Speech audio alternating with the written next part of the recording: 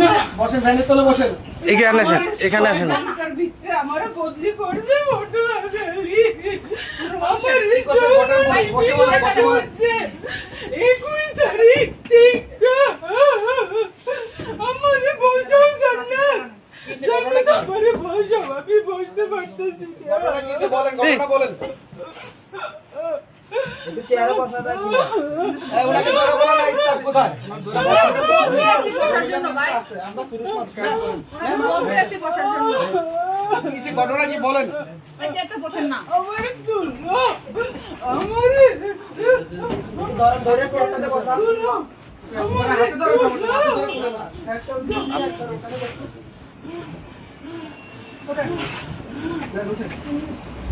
অন্য একজন কেউ ম্যাম আছে? কোনো ম্যাম আছে? কোনো ম্যাম আছে? এই মহিলাটা স্টাফকে ডাকতে হবে।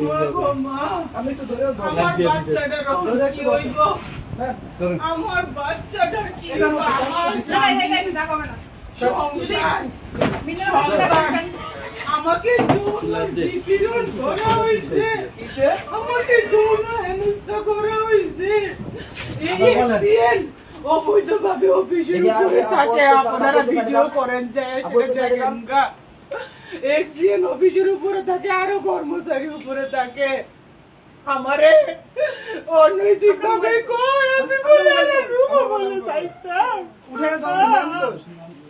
উঠে বসেন না ম্যাম তো। হয়রানি করতে কবে? হয়রানি করতে কবে?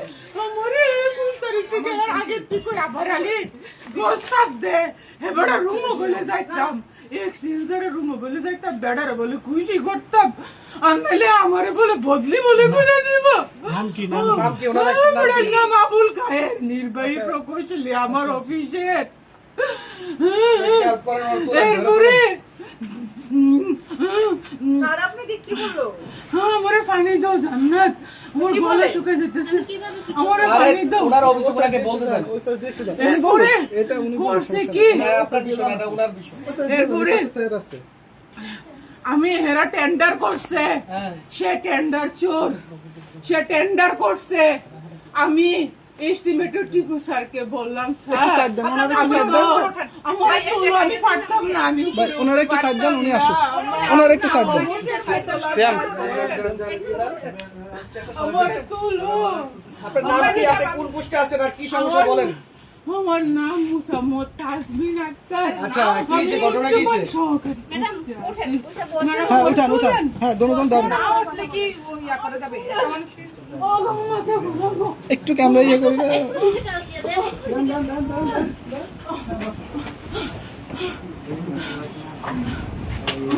চশমা দেন আমি চশমা মনে ওয়াশরুম ওয়াশরুম। আপনাকে এই প্রস্তাব কবে করছে? আমাকে উনি অফিসে আসার পর থেকেই করতেছে কত মাস, কত দিন? এটা প্রায় 2-3 মাস ধরে উনি এটা করতেছে তো যাক এটা যেহেতু কোনো লিখিত প্রমাণ নাই উনি আমাকে মৌখিক ভাবে বলে উনি তো অনেক চালাক উনি আমাকে মৌখিক ভাবে বলে এই জন্য আমি আর এটার পদক্ষেপ নিতে পারতেছিলাম না সেই কারণে আমি চুপ ছিলাম কিন্তু আপনার উদ্যতন কোনো কর্মকর্তাকে জানাইছিলেন? না আমার কাছে মৌখিক কোনো প্রমাণ ছিল না লিখিত বা মৌখিক কোনো প্রমাণ ছিল না উনি অনেক চালাক উনি আমি যখন উপরে খাইতে যাইতাম উপরে আমি খাইতে যাই এখানে রান্নার ব্যবস্থা আছে এখানে উপরে পুরো আবাসিক সবাই থাকে এখানে 3 থেকে 4 জন কর্মকর্তা থাকে অফিসিয়াল নিয়ম থাকার কোনো ব্যবধান নাই আমি এগুলা বলি স্যারকে স্যার আপনি কিন্তু অনৈতিক কাজ করতেছেন আপনি কিন্তু উপরে থাকতে পারেন না স্যার আমাকে কিন্তু কর্তৃপক্ষ শোকজ করে দিবে স্যার আমার কিন্তু চাকরি চলে যাবে স্যার উনি বলে বাগনামি করো বদলি শোকজ দুবার মুটকি দিয়ে বইরে আমারে বুঝাও আমি স্যারের কইলাম স্যার আপনি যে লাস্ট যে টেন্ডারটা করলেন 19 প্যাকেজের আপনি যে লটারিটা করলেন স্যার আমি তো কইতাম পারি না মেমো বই সাইয়া আমি দেখি স্যার এই লটারির উইনারদেরকে আপনি ল্যাপে অর্ডার সঠিকতা যাচাই করার জন্য চিঠি দিছেন স্যার সেই স্মারক বই আমার লেখার কথা স্যার ওই স্মারক বই আউটসোর্সিং লেখে এই ব্যক্তি আউটসোর্সিং লেখে আমার স্মারক বই আমার অফিসে কোনো মূল্য নাই আমার, আমি একজন প্রশাসনিক কর্মচারী আপনারা হিসেবে। এখানে এই খাতা লোকটা আছে কথা 10-15টা বা 20টা, বন্ধ করেন। প্রত্যেকটা খাতা আমাদের এন্ট্রি আছে। আমরা এখানে আউটসোর্সিং হলো, আমরা এই অফিসে কাজ করি। এই লোকে আচ্ছা, আপনার দিকে আমরা- আমি জানি না ক্যামেরা ধরছেন প্রশাসনিক সেই সুবিধা কোনো- বলছি। প্রশাসনিক কোনো অর্ডার আছে কিনা, আমার এক্সিএন এর লিখিত কোনো অর্ডার আছে কিনা, ওরকম কোনো অর্ডার আমি শো করি নাই, আমি দেখি নাই। তারা যে মেমো বইটা তারা যে লিপিবদ্ধ করতে পারে, এই অর্ডার তো আমি দেখি নাই স্যার, তো আমাকে দেখাই নাই।